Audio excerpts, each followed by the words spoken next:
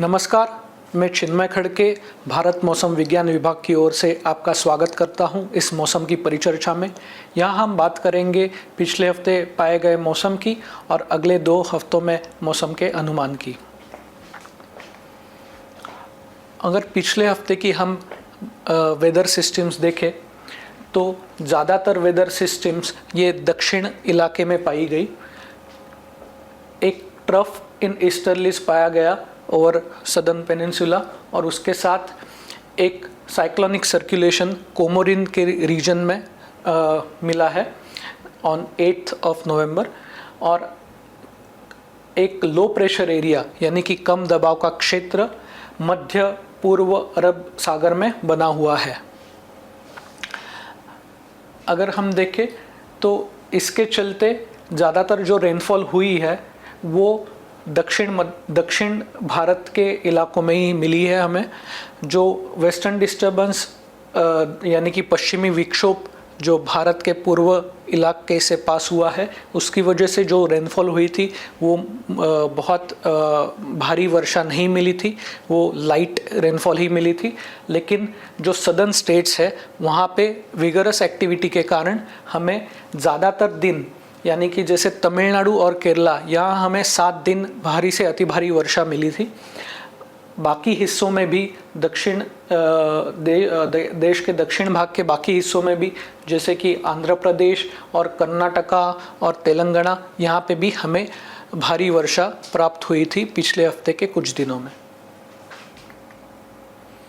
अगर हम sub division wise map देखेंगे तो पिछले हफ्ते में जैसे कि पाया गया था जो तमिलनाडु, केरल, कर्नाटक का कुछ हिस्सा और कोंकण इस इलाके में हमें काफ़ी अच्छी वर्षा प्राप्त हुई थी। बाकी देश के हिस्सों में ज़्यादातर वर्षा प्राप्त नहीं हुई थी। अगर हम पूरे हफ्ते का पूरे देश का अगर अमाउंट देखेंगे तो हमें 9.5 mm अमाउंट रेनफॉल प्राप्त हुई against the normal of 9.3 mm, सो जो कि 2% से सामान्य से ज़्यादा मिली थी। अगर हम पूरे सीज़न की बात करेंगे यानी कि 1 अक्टूबर से लेके आज तक जो रेनफॉल हमें प्राप्त हुआ है पूरे देश में तो हमें 60.7 mm रेनफॉल प्राप्त हुआ है जो कि 86.1 जो नॉर्मल है उससे 30% कम है। ये 30% कम होने की वजह मोस्टली जो है जो मध्य भारत है और जो दक्षिण भारत है यहाँ पे आप देख पाएंगे कि -59 और -44% कम रेनफॉल मिलने की वजह से जो कंट्री एज अ होल यानी कि पूरा देश में हमें -30% रेनफॉल प्राप्त हुआ है। अगर आज की स्थिति हम देखेंगे वेदर की तो जो सबसे मुख्य बिंदु है वो है कम दबाव का क्षेत्र जो मध्य पूर्व अरब सागर में बना हुआ है। इसके अलावा एक साइक्लोनिक सर्कुलेशन है जो कोमोरिन रीजन में बना हुआ है और एक पश्चिमी विक्षोभ फिलहाल पाकिस्तान पे बना हुआ है। ये जो वेदर सिस्टम्स थे इसकी वजह से अगर हम देखेंगे फोरकास्ट देखेंगे तो डे 1 में फोरकास्ट वार्निंग अगर हम देखें तो तमिलनाडु के लिए रेड वार्निंग है। तमिलनाडु में हम भारी से अति भारी वर्षा का अनुमान लगा रहे हैं। इसके अलावा जो बाकी सदर्न स्टेट्स है और बाकी पार्ट्स है जो दक्षिण भारत के बाकी पार्ट्स है वहाँ पे थंडरस्टॉर्म्स मिलने की भी संभावना है। जो पश्चिमी विक्षोभ जो उत्तर भारत को अफेक्ट करेगा उसके चलते जम्मू और कश्मीर और हिमाचल प्रदेश यहाँ पे भी कुछ थंडरस्टॉर्म्स मिलने की संभावना है। अगर हम डे 2 की बात करें तो दक्षिण भारत का ही हिस्सा यानी कि तमिलनाडु, केरला और कर्नाटका इस रीजन में हमें थंडरस्टॉर्म मिलने की संभावना है और तमिलनाडु और केरला में हमें भारी वर्षा मिलने की संभावना है। बाकी देश में डे 2 के लिए यानी कि कल के लिए कोई भी वार्निंग नहीं है। अगर हम डे 3 की बात करें तो रेनफॉल ओवरऑल एंटायर कंट्री में पूरे देश में कम होने की संभावना है। जो रेनफॉल दक्षिण भारत में हो रहा है उसमें भी कमी आएगी, और तमिलनाडु और केरला में हम थंडरस्टॉर्म एक्सपेक्ट कर रहे हैं डे 3 के लिए।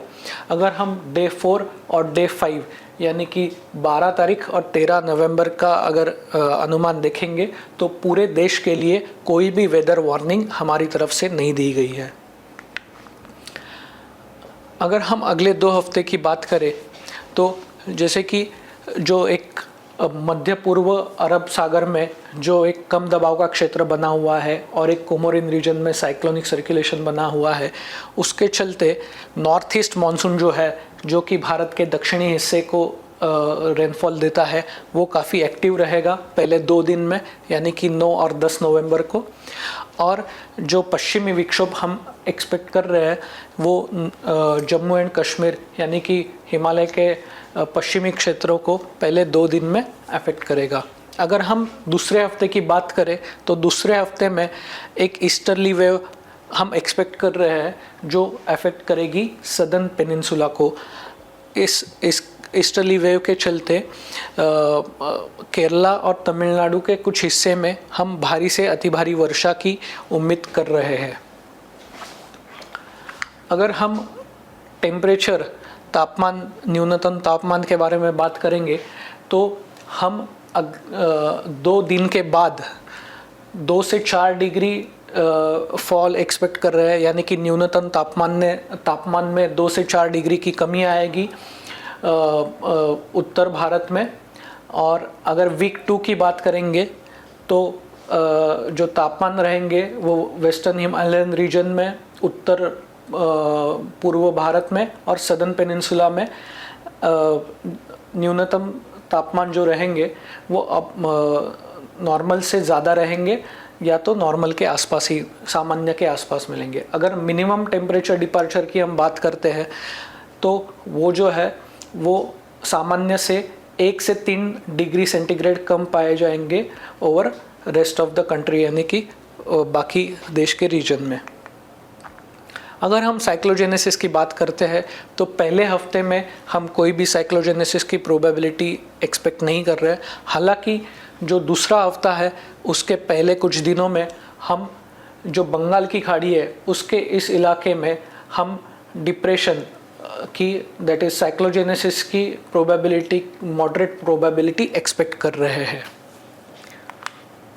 आज हमारे तरफ से इतना ही। हमें फॉलो करिए हमारे इंस्टाग्राम, फेसबुक और ट्विटर हैंडल पे, और हमारे वीडियोस आप यूट्यूब चैनल्स पे देख सकते हो। जय हिंद।